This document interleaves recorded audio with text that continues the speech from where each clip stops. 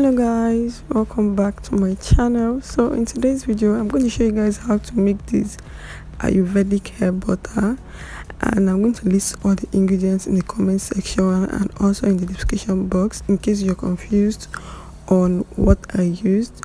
So this video is quite self-explanatory. I'm not going to talk too much.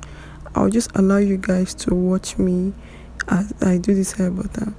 So go ahead and like this video, subscribe, and also share this video. And if you're new, you're welcome back to my channel. So without wasting time, let's just get straight into this video.